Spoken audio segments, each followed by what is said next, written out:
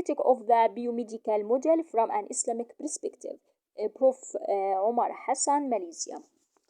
Abstract. This paper argues that healthcare based on a holistic medical model is superior to one based solely on the biomedical model.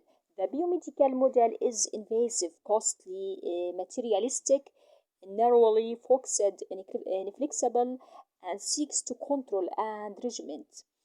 It is materialism treats health as a commodity. It dehumanizes and demystifies the body by treating it is a machine, a thing, or a physico-chemical phenomenon. It depersonalizes the patient as a case of pathology and not as a human because it is more interested in the disease and not the person. It allows a technical relation to replace a human physician-patient bond. Biomedicine is not holistic because it concentrates only on somatic aspects of disease and equates disease to illness, whereas the latter is wider in scope. It limits disease causation to pathological anatomy or pathophysiology and rejects on marginalizes spiritual, cultural, social, and psychological factors. The benefits of biomedicine have been confined to a decrease in infant mortality and control of infectious diseases by immunization in the late 20th and early 21st centuries. The biomedical model has failed to make a major impact on chronic degenerative diseases because it does not have the tools to change lifestyle and human behavior. Lifestyle style related emerging and re-emerging communicable diseases like HIV and SAD are increasing despite sophisticated biomedicine. This poses a challenge to medical policy makers to explain why most resources for health are allocated to curative services based on the biomedical model when its overall effectiveness is questioned. The limitations of the biomedical model cannot be overcome until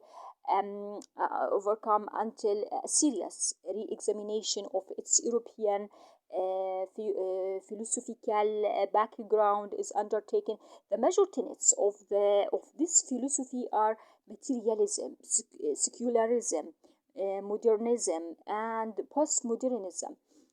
This paper describes an alternative, holistic model of health care delivery based on tenets of Tawheed, universal moral values, purposes of the law, مقصد الشريعة, and principles of the law, قواعد الشريعة. The paper describes the Islamic concepts of life, health, disease, and illness, disease treatment, and prevention. The paper argues for a healthcare model involving a holistic approach that emphasizes spiritual and social excellence, behavioral and lifestyle change, environmental amelioration, and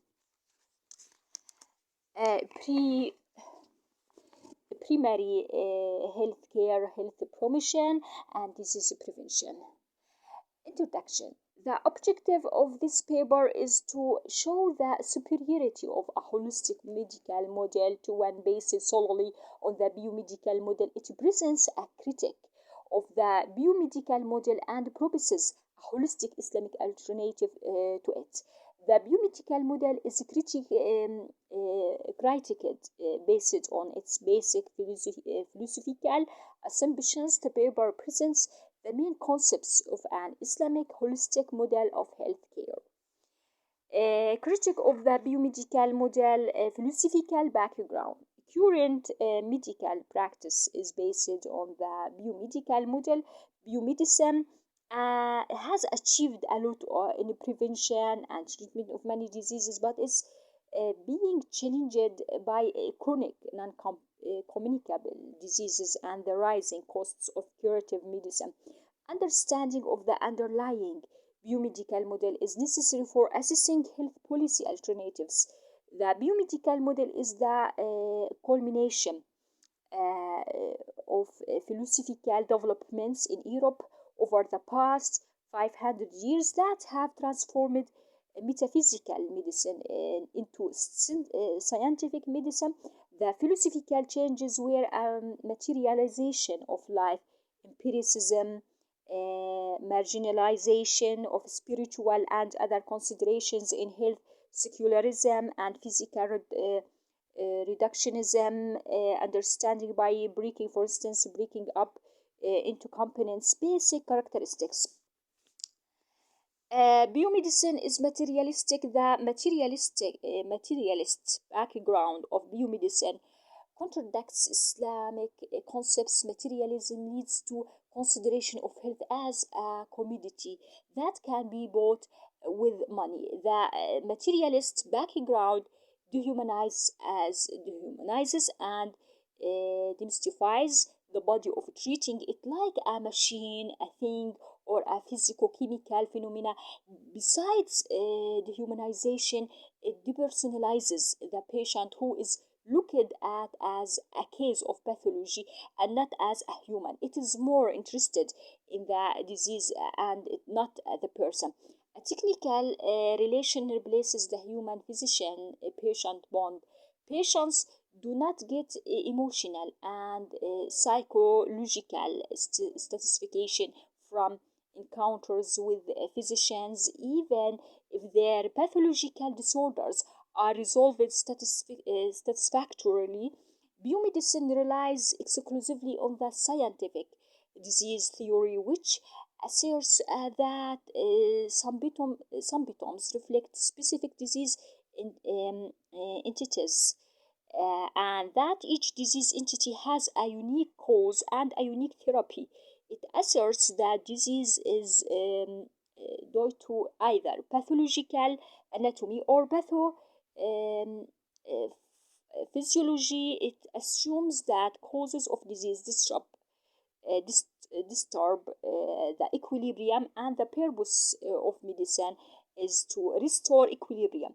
Biomedicine does not readily accept other causes of disease outside anatomical and physiological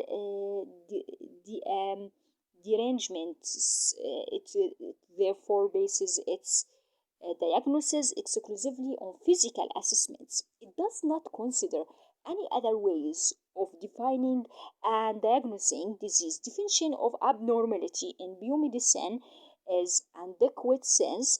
It focuses on biology and ignores culture and psycho.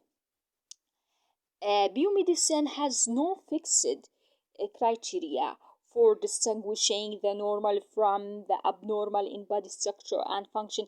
It relies on statistical measures to define the norms. It also considers points of equilibrium as the norm. Despite the claims of scientific objectivity, the biomedical model has not always been able to operate away from subjectivity. In practice, subjectivity cannot be avoided in diagnostic and treatment decisions. Reality depends on the starting point. Biomedicine is not holistic. It ignores cultural, social, spiritual, and psychological aspects of illness and concentrates only on somatic aspects.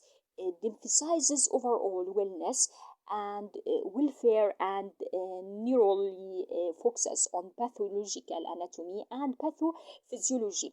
Biomedicine has failed to handle psychosomatic disorders that have no obvious anatomical or physiological origin. It is approach to factors of disease. It marginalizes environmental medicine and behavioral medicine.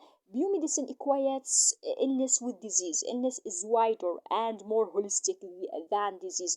Illness is affected by other somatic and non-somatic factors, whereas disease is affected by somatic factors alone. The elderly may, for example, be ill but with no specific disease. In the same way, people with serious pathological conditions may not be aware of them or may not be concerned with, and they feel that they are in good health. Biomedicine fails to distinguish illness from disease because it concerns itself with the body and not the mind. It rejects the body mind dualism that human traditions have accepted throughout history. It also rejects the dualism of soul and matter that is the unique characteristic of humans. Biomedicine is not flexible. Biomedicine has not been able to respond effectively to the epidemiological shift from acute to chronic disease and the demographic shift from younger to older population distributions. Biomedicine is more applicable to acute than to chronic diseases. It has been very successful in curing acute infectious diseases by use of specific antimicrobial agents. It has not been flexible enough to perform equally well in cure of chronic and degenerative diseases. Biomedicine seeks to predict, control, and regimen. Biomedicine is not democratic. It gives all decision-making power to the physician and leaves the patient powerless. It has medicalized human life. It has distorted relations between humans and medicine. Pre-medicine, biomedicine, humans controlled medicine and used it as they like. Post biomedicine, medicine controls human life and behavior. Paradigmatic change from biomedical to holistic models. Need for reform. Many thinkers and physicians are aware of the limitations of the biomedical model. Efforts have been made to correct its deficiencies by adding missing dimensions. A biopsychosocial model has been proposed to take care of psychological and social aspects. Spiritual aspects have so far not been recognized widely. Radical changes to the biomedical model will only occur if the philosophical background is re-examined. European materialism, secularism, modern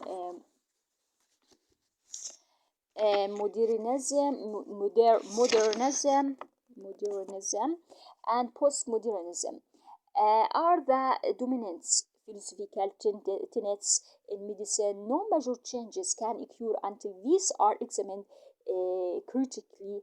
Unfortunately, Muslim physicians have been very complacent in accepting without challenge most of the European philosophical underpinning of biomedicine. This is the lizard hole phenomenon that the Prophet, peace be upon him, warned his community about. Three Islamic concepts, Tawheed, Wasatiyya, Shumuliyya, can form a conceptual basis for reforming the biomedical model to become more holistic. The concept of Tawheed motivates looking at the patient, the disease, and the environment as one system that is in equilibrium. Thus, uh, all factors that are involved with the three elements are considered while making decisions. The concept of wasatiyya motivates the need for moderation and not doing anything in excess.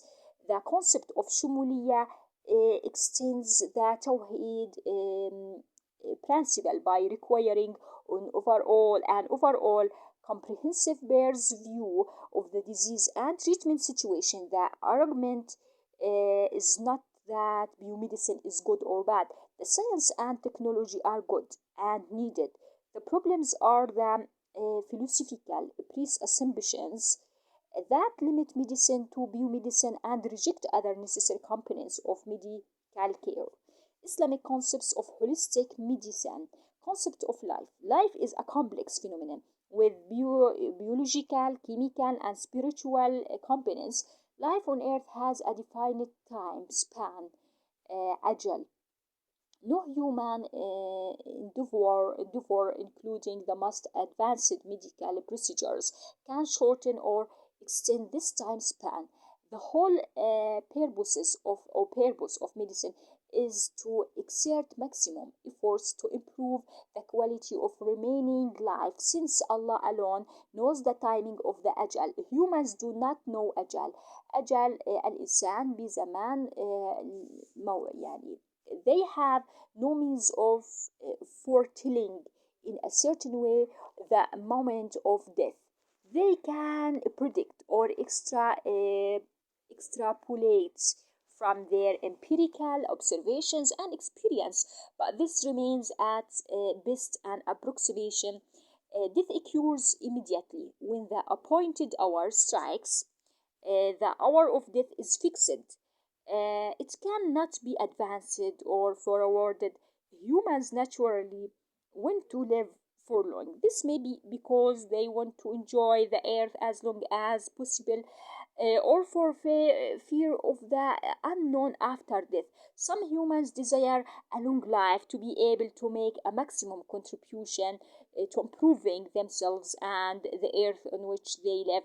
Human life must have some equality. It is not enough to eat and breathe or maintain the vegetative functions only. A human cannot live like a plant or an animal.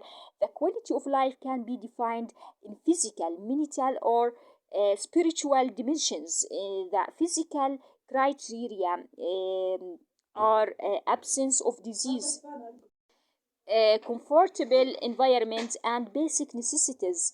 The mental criteria are calmness, absence of neurosis and anxiety, and purposive life. The spiritual criterion is correct relation with the creator. Each human has an inalienable right to life from Allah. This life cannot be taken away or impeded by any human being except in cases of uh, judicial execution after due process of the law. Life is um, life is life is secured, and its sanctity is guaranteed by the Quran. The life of each single individual, whatever be his or her age, social status, or state of health, is important and is as equally important as the life of any other human. Protection of life is the second most important purpose of the Sharia, coming second only the protection of the legal compensation for bodily damage, or homicide is replacement of lost earnings, and not be buying for the values of life. The compensation is a legal provision to provide sustenance to surviving relatives in case of death. It also provides sustenance to persons whose organ was severed and who therefore cannot work to support themselves. Every life is as important as any other life. Destroying the life of one person is equivalent to destroying the life of all humans. Concept of health. The Prophet said that good health, صحة, and well-being, عافية, are two bounties that many people do not enjoy. Few people are healthy in all their organs and at all time. Health is a positive state of being and not just absence of disease. The traditional view of health looked at it as the absence of disease before the development of scientific medicine. Few diseases were curable. With increasing ability to cure disease, we find that people may not be optimal health and well-being even if all physical elements um, were eradicated. This has led to the realization that good health is an independent entity that can be defined and handled independent of disease. Stated in other words, individuals who are disease free may not be healthy. The components of good health are spiritual health, صحة روحية, physical health, and psychological and mental and social health. Spiritual health as maintaining correct relations with the creator that in turn orders relations with other humans and with the environment. Health in the biological sense is maintaining psychosociology, physiological function in the optimal situation. Physiological health is being aware of and at peace with the self as well as the social environment around. Health in the social sense means harmonious functioning in the social milieu involving give and take relations. The various components of health are interrelated and closely interdependent, such that a problem in one can easily lead to disequilibria in others. Islam looks at health in a holistic sense. If any part of the body is sick, the whole body is sick. If a member of a family is sick, the rest of the family are affected emotionally and psychologically. Any sickness in the community will sooner or later have some negative impact on all the members. Holistic outlooks also the holistic outlook also means that all aspects of physical, emotional, psychological, and spiritual health are considered together. A person who is spiritually sick will sooner or later also becomes physically sick. The reverse is also true unless the iman is very strong. Health is relative and subjective. It varies by age, place, norms, gender, and state of iman or tawakkul. A physical state that is health in an elderly person may not be so in a younger one. The conventions and norms of what is good health vary from place to place, and even in the same place may vary from era to era. The subjective feeling of good health varies among individuals and groups of people. Those with a strong iman and trust in Allah tawakkul may feel subjectively healthier than those who do not have these attributes. Health is often assessed subjectively using terms such as good health, healthy, poor health, and unhealthy. There are measurable statistical indicators of good health that are useful for a group of persons since they describe the average or the range of the normal. The health status of the community is usually measured by morbidity, mortality, and disability. For the individual, the assessment of health is very individualized and cannot be summarized as indices or statistical measures. The indices of health are limited in that they indicate only the final state of health and do not take into account the intermediate stages.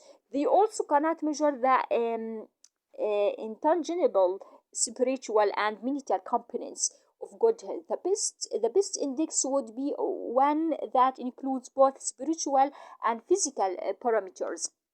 Such an Islamic index has not yet been constructed to our knowledge. This index would also include criteria that reflect relations with Allah, with the self, with other humans, and with the environment.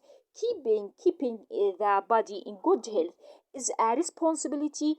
Muslims must keep their bodies physically fit to be able to undertake the functions of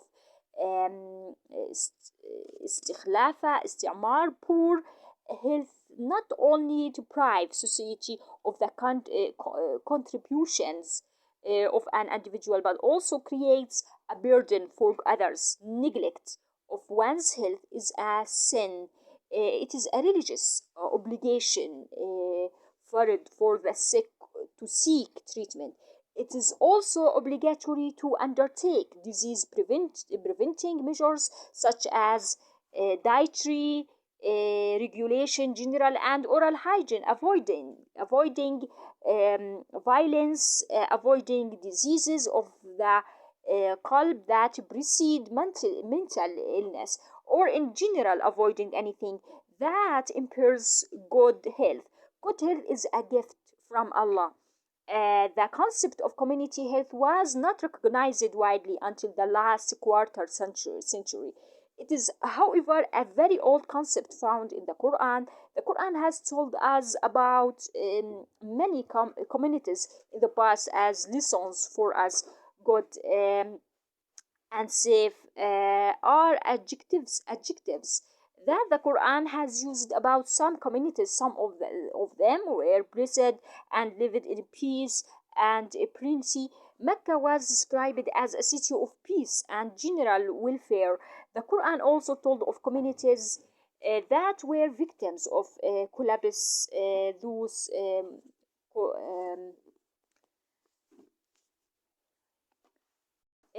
that were punished by famine, or those that were destroyed by Allah, halak. The physical destruction was due to moral deviation, like transgression and corruption. No community is destroyed or is punished until it receives a warning from Allah. Concepts of illness and diseases. Health is a condition in which all of the body functions are integrated and are being maintained within the limits of optimal design. A distinction must be made between disease as a pathological manifestations and illness that is a subjective feeling. Disease is a divergence from the normal Gaussian mean, but not all deviation is disease because of the reserve capacity and ability of the body is to adjust to variations. The demarcation between pathology and normal physiological variation can be fine. The definition of disease is very relative. A high blood pressure in an elderly person does not have the same implication as the same level in a younger person. Temperature levels have different interpretation in neonatal and adult infections. Adolescents' behavior that may be normal would be considered illness. In adults, there are changes in the body that should be accepted as normal processes of aging and not as diseases. There is a space-time variation in definition and perception of disease depending on the culture, beliefs, attitudes, and prevalence of diseases. In localities where the burden of major diseases is high, some minor elements may be ignored, whereas in the other places they are taken as serious diseases. They are diseases that may be associated with social status.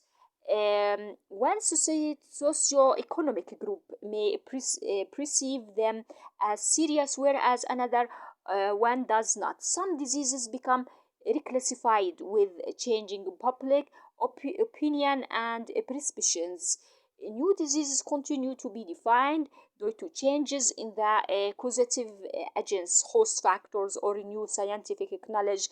Today's disease entities may be redefined and reclassified in the future. Definition of disease considers several dimensions that may operate singly or a combination: moral or spiritual, biological or pathological, psychological, psychosocial or normative, statistical.